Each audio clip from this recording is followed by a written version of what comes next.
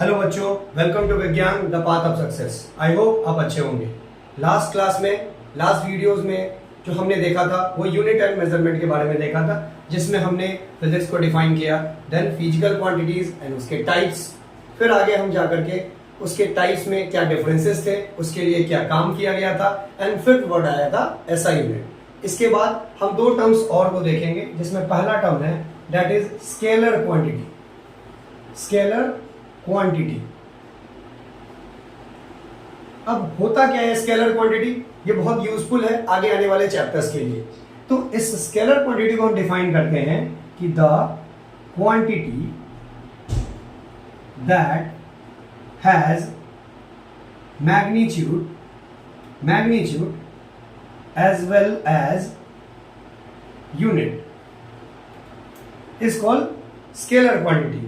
अब प्रॉब्लम यहां आती है, मैंने बहुत सारे बच्चों को बहुत सारी जगहों पर ये देखा है कि इस यूनिट वर्ड को यूज नहीं किया जाता है।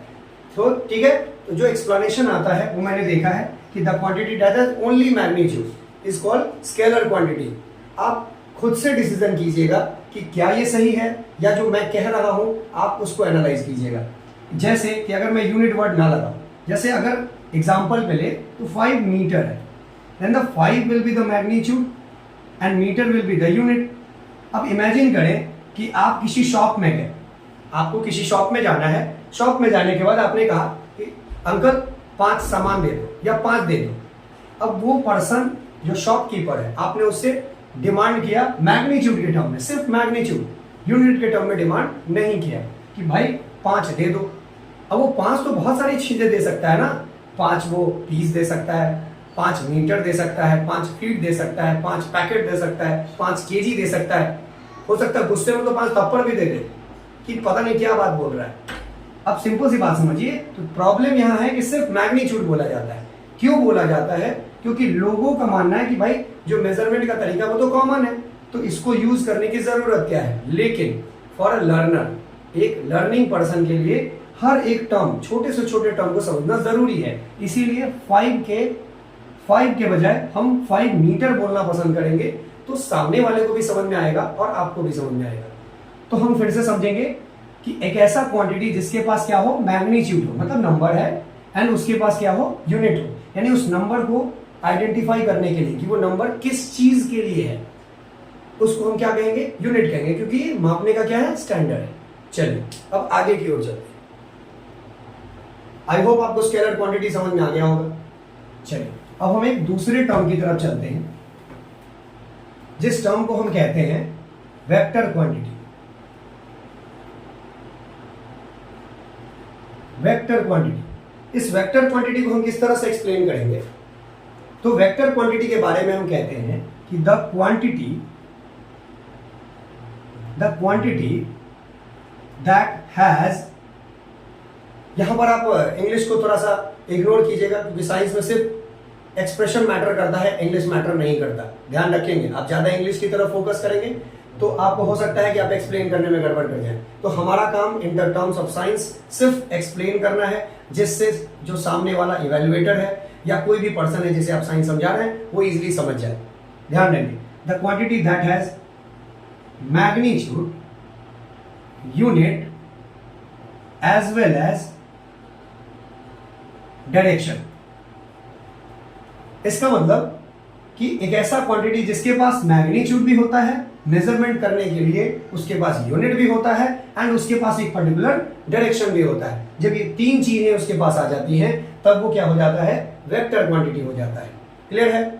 जैसे अगर आपको कहा जाए, ऐसे मान लीजिए कि आपके घर में आपकी मदर ने आपको कहा कि आपको 5 किलोमीटर जाना है, 5 kilometre, you have to walk 5 kilometre. Then अगर सिर्फ कहा गया है 5 किलोमीटर, इसका मतलब आप ये 5 किलोमीटर आप इंडिपेंडेंट है, आप किसी भी डायरेक्शन में जा सकते हैं, किसी भी डायरेक्शन में। लेकिन अगर आपको कहा गया कि 5 किलोमीटर नॉर्थ डायरेक्शन की तरफ जाना है आपको, अगर आपको 2 टर्म बोला गया, मान लीजिए कि आपकी मदर ने आपको कहा कि आपको 5 किलोमीटर जाना है, लेकिन आपके फादर ने आपको कहा कि आपको 5 किलोमीटर नॉर्थ डायरेक्शन में जाना है, देन ये जो 5 किलोमीटर है, क्योंकि जिसमें सिर्फ मैग्नीट्यूड एंड मेजरमेंट करने का वे है, इसीलिए क्या हो जाएगा, स्केलर क्वांटिटी। स्केलर एंड इस टर्म में देखिए कि इसमें मैग्नीट्यूड भी है, मेजरमेंट करने का वे भी है, एंड उसमें डायरेक्शन भी है, पर्टिकुलर डायरेक्शन है कि आपको इस तरफ जाना है। तो ये कौन सा क्वांटिटी हो जाएगा? Vector quantity. आई होप ये टर्म आपको समझ में आ गया होगा। मैं 10 सेकेंड के लिए पॉज दे रहा हूं, आप इसको नोट डाउन कर लें।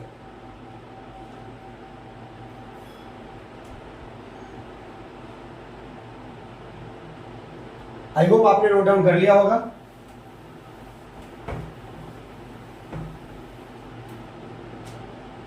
तो बच्चों अभी तक हमने जो पढ़ाई किया है, हमने जो पढ़ा है, वो सिर्फ और सिर्फ एक इंट्रोडक्टरी था। फिजिक्स से आपका इंट्रोडक्शन था। जैसे मूवीज में मूवी आने से पहले आपको एक ट्रेलर दिखाया जाता है कि मूवी कैसी होगी, उसी तरह से आपको इस सिलेबस को स्टार्ट करने से पहले, फिजिक्स के सिलेबस को स्टार्ट करने से पहले एक सिलेबस का ट्रेलर दिखाया गया है जी। क्यों? क्योंकि एक वे है, एक मेजरमेंट करने का तरीका है, एक सारी चीजें जिसके बेसिस पर हम आगे के टॉपिक्स को पढ़ेंगे। तो अब आपका मेन चैप्टर, जो पहला चैप्टर है, वो स्टार्ट होता है, दैट इज मोशन। जो पहला चैप्टर है आपका वो है क्या? मोशन। तो हम इस मोशन वर्ड से समझेंगे और ये आपके चैप्टर का एंट्री पॉइंट है, जहां से आप एक एक डिटेल को ध्यान से देखेंगे एंड ध्यान से समझेंगे। चलिए, अब ये मोशन क्या होता है, एक बात और ध्यान रखेंगे। ये मैं आपको कुछ ट्रिक्स बता रहा हूं। जैसे मान लीजिए कि किसी पर्सन ने आपसे कुछ पूछा और आपको आइडिया नहीं है कि वो क्या है, तो कुछ ऐसे वर्ड्स हैं, कुछ ऐसे कीवर्ड्स हैं जिससे आपको पता चल जाएगा कि ये क्या हो रहा है। पूरी तरह से नहीं पता चलेगा, लेकिन हम अप्रोक्सीमेट बता सकते हैं। जैसे किसी भी वर्ड के लास्ट में अगर ION है तो ध्यान रखेंगे आप, दैट इज ए प्रोसेस। जैसे मोशन, फ्रेगमेंटेशन, डिकेंटेशन, सॉल्यूशन, इन सब के लास्ट में ION लगा है और ये ION रिप्रेजेंट करता है कि ये किसी न किसी प्रोसेस को डिटरमाइन कर रहा है। जैसे किसी वर्ड के लास्ट में IST लगा है, यानी उस चीज में क्या है? स्पेशलिस्ट है। जैसे physicist, chemist, pharmacist, biologist, archaeologist, तो ये सब क्या है? इसके लास्ट में IST लगा है। इसका मतलब आप समझ जाएंगे। जैसे आर्कियोलॉजिस्ट बताया, अगर किसी ने वर्ड आर्कियोलॉजिस्ट बोला, इसका मतलब आप आर्कियोलॉजी के बारे में तो नहीं जान सकते, नहीं पता आपको उस वक्त, लेकिन आप ये जान सकते हैं कि किसी न किसी एक्सपर्टीज के बारे में बात कर रहा है, तो हम उसके बारे में इजिली आइडिया लगा सकते हैं। जैसे किसी के लास्ट में ER लगा है, दैट इज वो डूअर होता है। जैसे फार्मर है, ठीक है, उसी तरह से एंटरप्रेन्योर है, इन सब में क्या है? वो डूअर है, करने वाला है। तो इन सब चीजों को ध्यान रखेंगे। ये आपकी ये छोटी छोटी बातें हैं जो आपके पढ़ाई में और आपके आने वाले स्टडीज, जो फर्दर स्टडीज है, जितने जैसे जैसे आगे बढ़ेंगे, ये आपको मदद करेगा। चलिए, तो अब हम टॉपिक को स्टार्ट करते हैं। मोशन। तो मोशन होता क्या है?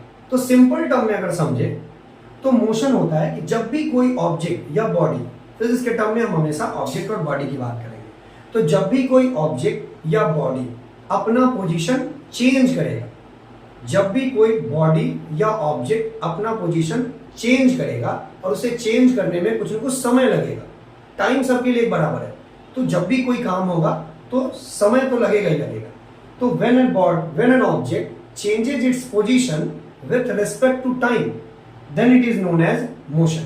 हम इसको इस तरह से लिख सकते हैं, when any object or body changes its position, ये WRT, that means with respect to, इसको अगर हिंदी में समझे तो संदर्भ में कहते हैं, रेफरेंस में, with respect to time, is called that body or object is in motion. देखिए, मैं आपको बिल्कुल सिंपल से सिंपल टर्म में समझूंगा।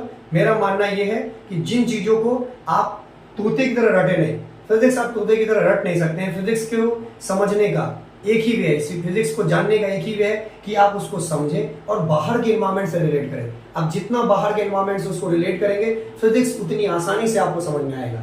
इस बात को ध्यान रखेंगे। तो समझने का सबसे इंपॉर्टेंट वे है कि आप जिस टर्म में समझते हैं, जैसे मान लीजिए कोई बंगाल का पर्सन है, वो बंगाली में समझेगा, वो वहां के रीजनल टोन में समझेगा, तो जो पर्सन जहां की रीजनल टोन में समझ सकता है, आप उस टोन को समझिए और सिंपल लैंग्वेज में आप इस डेफिनेशन को देख सकते हैं। यहाँ कोई कहीं भी कोई डिफिकल्ट इंग्लिश के ग्रामर का और बाकी चीजों का इस्तेमाल नहीं किया गया है। आप सिंपल टर्म में उसको क्या करेंगे, ट्रांसलेट करेंगे, तो आपको इजीली समझ में आ जाएगा। तो फिर से देखेंगे कि व्हेन, जब कोई भी ऑब्जेक्ट या बॉडी है वो क्या करता है, चेंज करता है, बदलता है। क्या बदलता है, अपना पोजीशन। पोजीशन का मतलब स्थान कह सकते हैं, ठीक है। किसके साथ, किसी न किसी के रिस्पेक्ट में बदलेगा ना, किसी ने किसी को पॉइंट ऑफ रेफरेंस लेगा। तो यहाँ पॉइंट ऑफ रेफरेंस किसको है, टाइम को है, ठीक है। तब हम उसको क्या कहेंगे कि वो बॉडी किस चीज में है, मोशन में है। आप ध्यान रखेंगे, जैसे मान लीजिए कि ये मार्कर मेरे पास है, इस पोजीशन पर ये मार्कर है, ठीक है, और मैंने इस मार्कर को यहां से ड्रॉप कर दिया। तो जब मैंने इस मार्कर को ड्रॉप किया तो इस मार्कर ने क्या किया, अपना पोजीशन चेंज किया। फिर से समझिए, जब मैंने इस मार्कर को ड्रॉप किया, तो जैसे ही मैंने इस मार्कर को ड्रॉप किया, मार्कर अगर इस ए पोजीशन से इस बी पोजीशन पर आया तो इसने अपना पोजीशन चेंज किया, और चेंज करने में उसको टाइम लगा। तो इसी प्रोसेस को, इस ए से बी के बीच के जाने के प्रोसेस को हम क्या कहते हैं, मोशन कहते हैं। क्लियर है। मोशन में जो सबसे इंपॉर्टेंट पॉइंट है वो है ऑब्जर्वर का, वो है ऑब्जर्वर का। बिना ऑब्जर्वर के कोई भी ऑब्जेक्ट ये डिटरमाइन कर ही नहीं सकता है कि कोई ऑब्जेक्ट मोशन में है या नहीं है। इमेजिन कीजिए, आप सभी अपने घरों में अपने पास आसपास रिलेट कर सकते हैं। जैसे मान लीजिए कि आपके फादर एंड मदर बाहर गए हैं, किसी काम से गए हैं या किसी रिलेशन में गए हैं, किसी शादी पार्टी फंक्शन में गए हैं, और आप घर में अकेले हैं। और आपने क्या किया, मान लीजिए कि वो 5 आवर्स 5 घंटे के लिए बाहर गए, और आपने क्या किया कि 4 आवर 55 मिनट बहुत मेहनत से पढ़ाई की, पूरी मेहनत से पढ़ाई की, और आखिरी 5 मिनट में आपने टीवी का स्विच ऑन किया, टीवी को स्विच ऑन किया और देखने के लिए बैठ गए। ठीक 5 मिनट के बाद जब वो दोनों पर्सन एंट्री करेंगे घर में, तो वो क्या ऑब्जर्व करेंगे, वो ये मान ही नहीं सकते कि आपने पढ़ाई किया है, ये मान ही नहीं सकते। वो यही प्रिटेंड करेंगे कि आपने सिर्फ और सिर्फ बैठ के टीवी देखे। मैं एक्सेप्शन की बात नहीं कर रहा हूँ, साइंस में exception never be an example, मैं उन पर्सन की बात कर रहा हूँ। क्यों, जब वो आए तो उन्होंने क्या ऑब्जर्व किया कि आप क्या कर रहे थे, टीवी देख रहे थे। तो उनके रेफरेंस में आप क्या कर रहे थे, टीवी देख रहे थे। आप पढ़ाई कर रहे थे या नहीं कर रहे थे उन्हें तो पता नहीं, क्योंकि उनको पॉइंट ऑफ रेफरेंस। लेकिन जस्ट इसका उल्टा कीजिए, आप 4 आवर्स 55 मिनट आपने क्या किया, टीवी देखा, और 5 मिनट पहले आपने, उनके आने से 5 मिनट पहले आप बुक खोल करके बैठ गए और पढ़ाई कर रहे हैं, पूरी एकदम शिद्दत से लगे हुए हैं, पूरा ताबड़तोड़ लगे हुए हैं। और अचानक से वो एंटर करते हैं। जैसे ही वो एंटर करेंगे, देखेंगे और वो खुश हो जाएंगे, देखिए मेरा बच्चा कितना पढ़ रहा है। अलग बात है कि बच्चा जो है वो पेरेंट्स के साथ कुछ और ही कर रहा है, चलिए ठीक है, हम उसकी बात नहीं करेंगे। तो हम यहां देखेंगे कि ये यहां पर क्या खेल था, सारा खेल ऑब्जर्वर का था, ठीक है। यानी यहां पर खेल किस चीज का है, ऑब्जर्वर का है। मान लीजिए कि आपके घर में, जिस रूम में अभी आप बैठे हैं या किसी पोजीशन पर हैं, वहां फैन है और वो फैन मूवमेंट कर रहा है, और आप अचानक से जाकर के कह दें अपने घर में मदर हैं या आपके कोई बड़े भाई हैं या फादर हैं, किसी को भी आप जाके कह दें कि वो फैन खराब हो गया, तो फर्स्ट टाइम, पहली बार वो क्या समझेंगे कि सच में फैन खराब हो गया है। क्यों, क्योंकि उनके लिए ऑब्जर्वर कौन है, आप हैं, क्योंकि आप बोल रहे हैं कि वो फैन खराब हो गया है। लेकिन जब वो आकर के खुद एनालाइज करेंगे और फैन चलता हुआ रहेगा, ये जो ऊपर ऐसे फैन है और फैन चल रहा है, तब वो कहेंगे कि झूठ बोल रहे हो। तो क्यों, क्योंकि उन्होंने क्या किया, सेल्फ एनालिसिस किया। तो सेल्फ ऑब्जर्वेशन, अब उनके लिए फैन का मूवमेंट खुद के लिए ऑब्जर्वर है। लेकिन अगर आप जाकर के बोलेंगे तो आपको क्या पता चलेगा, उनको क्या पता चलेगा कि फैन सच में खराब है, क्योंकि उनके लिए कौन है, आप ऑब्जर्वर है। इसीलिए ऑब्जर्वर बहुत जरूरी है कि कोई ऑब्जेक्ट मोशन में है या नहीं है, ये किससे पता चलेगा, ऑब्जर्वर से पता चलेगा। क्लियर है। अब चलिए, अब इसके आगे हम कुछ टर्म समझते हैं, कुछ इंपॉर्टेंट पॉइंट समझते हैं, इसको समझना बहुत जरूरी है। एक बात ध्यान रखेंगे, इस यूनिवर्स में कुछ भी रेस्ट में नहीं है, हर एक चीज अपने मूवमेंट में है। हमें पता है कि हमारा अर्थ मूवमेंट में, हमें पता है कि सारे प्लैनेट्स मूवमेंट में है, हमें पता है कि मून मूवमेंट में है, हमें पता है कि हमने जो अपना आर्टिफिशियल सैटेलाइट भेजा है वो भी मूवमेंट में है, ठीक है। हम ये समझते हैं, छोटा सा टर्म मैं आपको समझा रहा हूं, कि जैसे ये सन है, तो हमें ये बताया जाता है हमेशा कि सन अपने ही एक्सिस पर रोटेट करता है। नहीं, सन भी अपनी गैलेक्सी का चक्कर लगाता है, ये सन भी अपनी गैलेक्सी का चक्कर लगाता है, that is approx 2.5 lakh kilometre पर सेकेंड। आप ये समझें कि 2.5 लाख किलोमीटर पर सेकेंड के स्पीड से वो क्या करता है, चक्कर लगा रहा है दूसरी गैलेक्सी का। इसका मतलब क्या है, सन भी मूवमेंट में, सन भी मूवमेंट में, तो हर एक चीज मूवमेंट में है। तो मोशन के टर्म में हम ध्यान रखेंगे सबसे इंपॉर्टेंट फैक्टर कि हम जिस ऑब्जेक्ट पर बैठेंगे हमारा मूवमेंट उसी ऑब्जेक्ट के टर्म में हो जाएगा।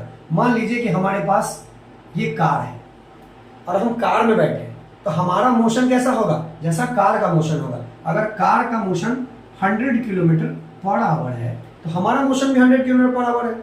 अगर मान लीजिए कि किसी को यकीन नहीं हो तो आप उसको उठा के बाहर फेंक दीजिए, बोले भाई एक काम कर, तुझे यकीन नहीं हो रहा, मैं उठा के तुझे बाहर फेंक देता हूं, उसको बाहर फेंक दीजिए।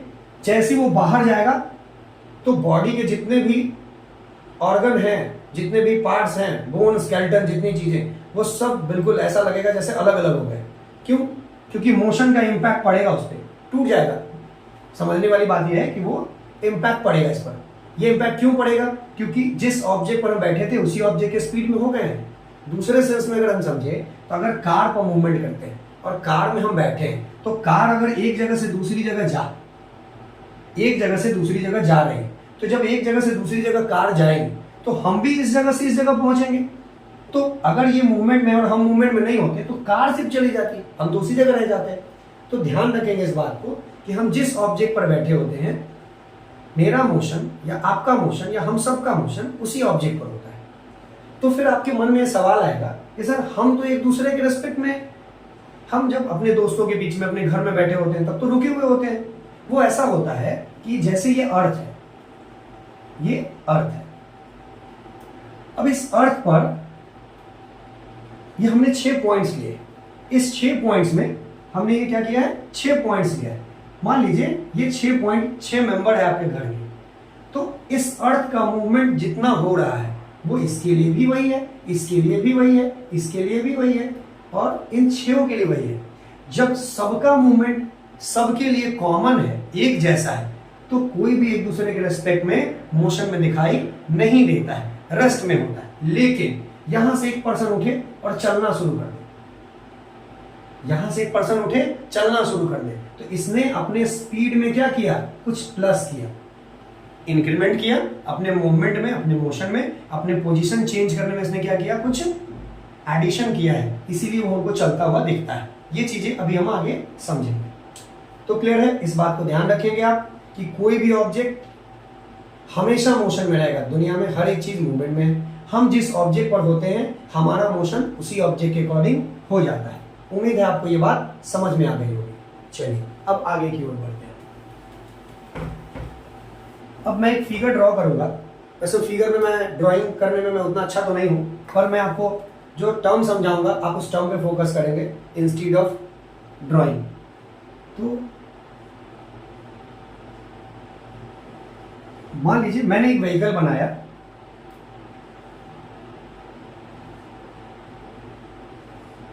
इस व्हीकल में 2 विंडो बना दिया मैंने। इस विंडो में ए और बी नाम के 2 ऑब्जेक्ट बैठे हुए हैं। यहां पर हमने एक ट्री बनाया, यहां पर हमने एक बच्चे को बना दिया, यहां पर मैंने एक और बच्चे को बना दिया है,